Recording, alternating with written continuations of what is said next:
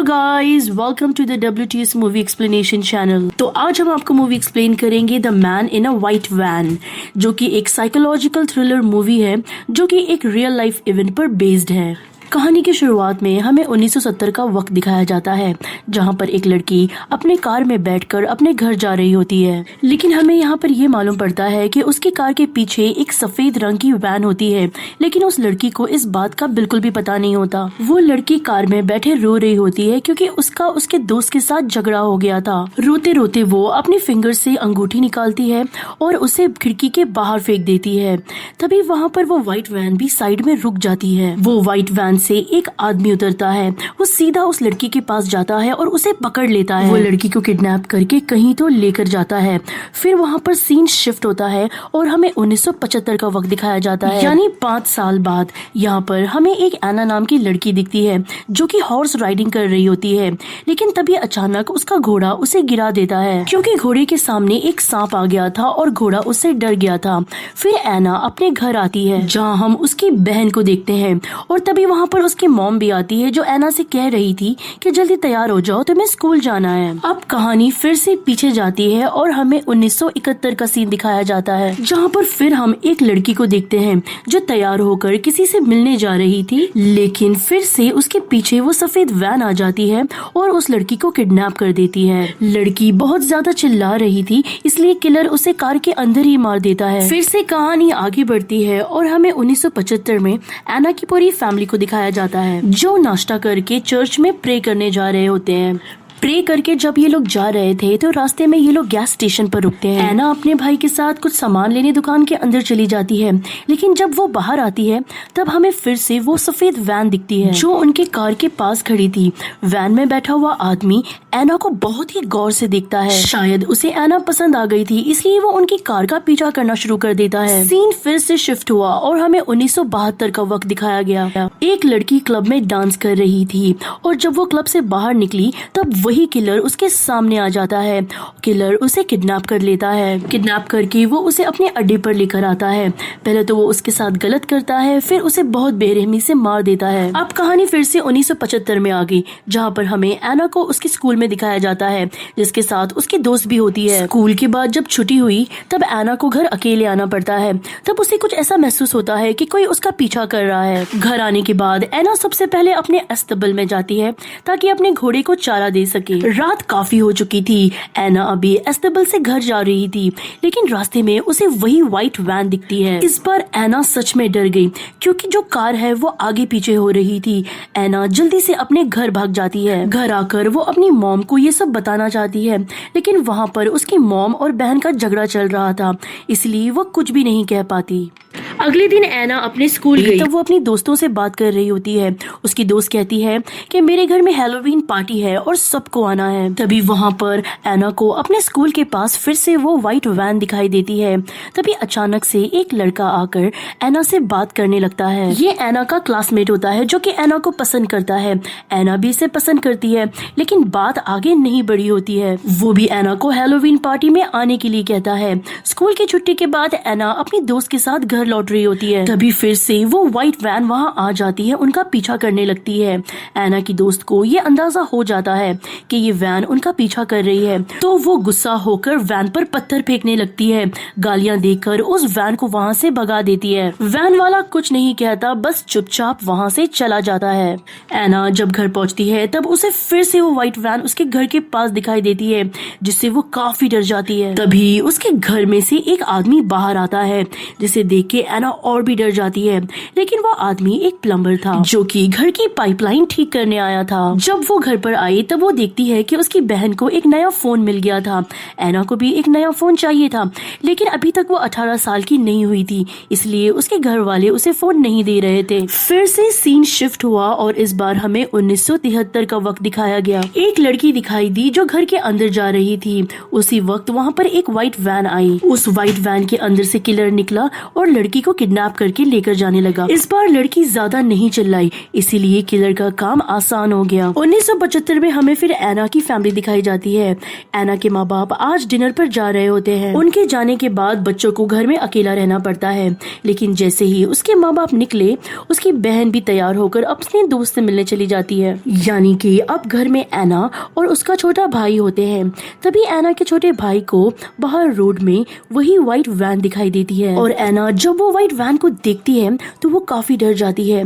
वो सीधा अपने भाई को लेकर घर के अंदर चली जाती है। एना ने कुछ देर बाद फिर खिड़की से देखा, तभी भी वो व्हाइट वैन वहीं खड़ी हुई थी। ये देखकर एना के भाई को गुस्सा आता है तो वो एक गन लेकर वो घर के बाहर आ जाता है और इस वक्त वो व्हाइट वैन उसके घर के और भी करीब आ गई थी। हालांकि ये गन असली नहीं थी, लेकिन वैन वाले ने जब गन देखी तो वो अपनी वैन को पीछे कर लेता है। जैसे ही शाम हुई, एना की बहन भी वापस आ जाती है और उसके मॉम डैड भी घर पर वापस आ गए थे। तभी एना का भाई अपने मॉम डैड को बताता है कि काफी टाइम से एक सफेद वैन घर के बाहर खड़ी हुई थी, लेकिन मैंने अपनी गन से उसे डराकर भगा दिया।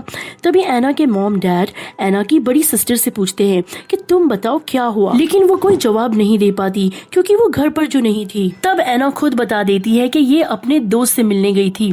ये सुनकर एना की बहन गुस्सा हो जाती है। एना अपने माँ बाप को बताती है कि ये सफेद वैन कई दिनों से मेरा पीछा कर रही है, मैंने इस वैन को कई जगहों पर देखा है। इस बात को एना के माँ बाप ज्यादा सीरियस नहीं लेते और वो कहते हैं कि कोई मुसाफिर होगा जो रास्ता भटक गया होगा और यहाँ रुक गया होगा, तुम्हें इस बात को ज्यादा सीरियस लेने की जरूरत नहीं है। फिर एना के डैड एना की बहन के कमरे में जाते हैं और उसका जो फोन है वो ले लेते हैं। साथ ही उसका घर से बाहर निकलना भी बंद हो गया था। अब सीन 1975 में आया। इस बार रात के वक्त हमें एक छोटी बच्ची दिखाई दी जो अपने डॉग को घुमाने के लिए घर से बाहर निकल के आई थी। तभी अचानक से वो व्हाइट वैन वहाँ पर आ जाती है और वो छोटी बच्ची को किडनैप कर लेती है। वो किडनैपर उस बच्ची को पहले अपने अड्डे पर लेकर जाता है।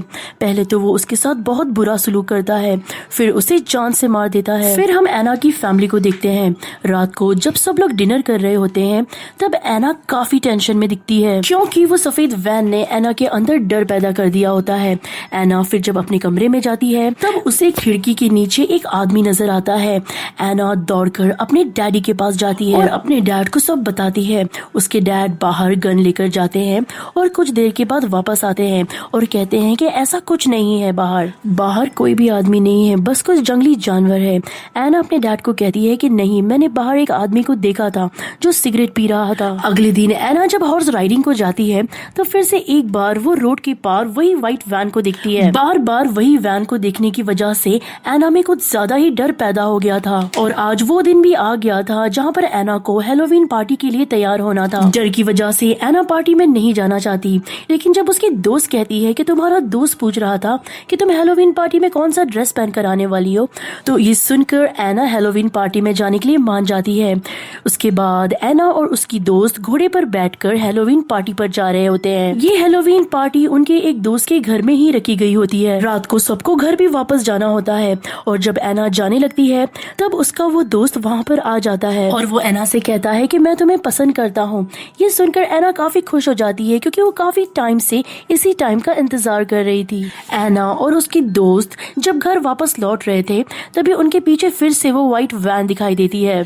एना जब उस कार को देखती है तब वो काफी घबरा जाती है, इसीलिए वो वहाँ से भागने लगती है, लेकिन उसका घोड़ा फिसल गया, इसीलिए वो नीचे गिर जाती है, जिस वजह से एना को अभी पैदल ही भागना पड़ता है। इस दौरान उसकी दोस्त जो उससे अलग हो जाती है वो भागकर अपने घर चली जाती है। एना जंगल में एक छोटी सी जगह पर छुप चुकी थी। वो किलर वैन से बाहर आकर उसे हर जगह पर ढूंढ रहा था। जब एना को मौका मिलता है तो वो वैन के नीचे चली जाती है। किलर थोड़ी देर ढूंढने के बाद हार मान गया। वो अपनी वैन में बैठता है और चला जाता है।